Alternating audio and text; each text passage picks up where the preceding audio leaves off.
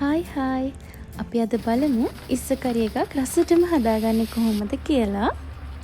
මේ තියෙන්නේ අපිට ඉස්ස කරි එක හදාගන්න ඕනි වෙන දේවල්.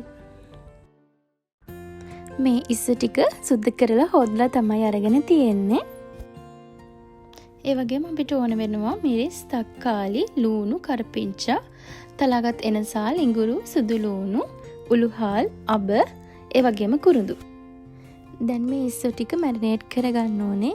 එකට මම ලුණු, ගම්මිරිස්, ඒ වගේම කහ කුඩුත් එකතු කරගන්නවා.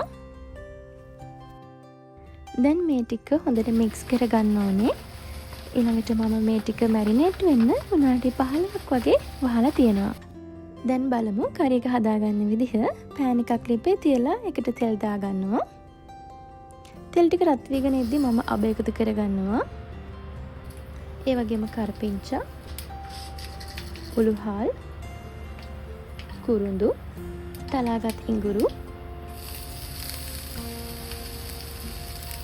සුදු ලූණු, ඒ වගේම එනසාල්. දැන් මේ ටිකක් ෆ්‍රයි කරගන්න ඕනේ.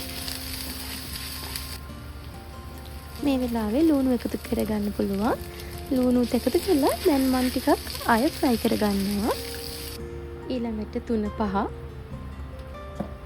මිරිස්, කෑලි මිරිස් එකතු කරලා ටිකක් මික්ස් කරගන්නවා. දැන් මම තක්කාලි එකතු කරගන්නවා.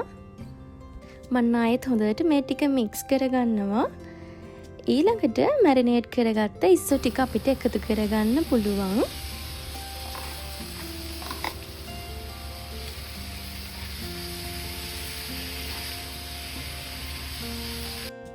මේ වෙලාවේදී මිරිස් එකතු කරගන්නවා.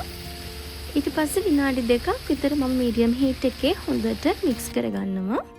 මේ ඉස්සෝ දෙපැත්තම හොඳට ෆ්‍රයි කරගන්න ඕනේ. දැන් මම අනිත් පැත්තත් විනාඩි 2ක් වගේ ෆ්‍රයි කරගන්නවා.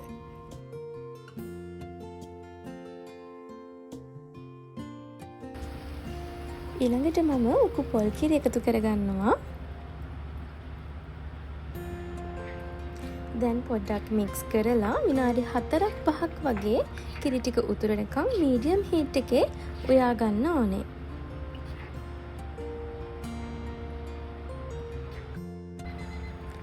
දැන් මේ විනාඩි 4කට පස්සේ මම ආයෙත් මික්ස් කරගන්නවා.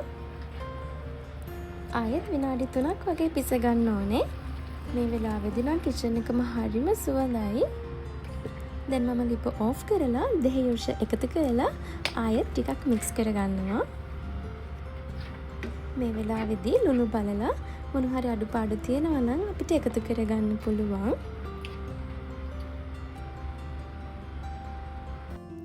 ඔන්න අපි දැන් රසමරස ඉස්ස කරි එක හදලා ඉවරයි. ඉතින් ඔයාලටත් හදලා බලන්න පුළුවන්.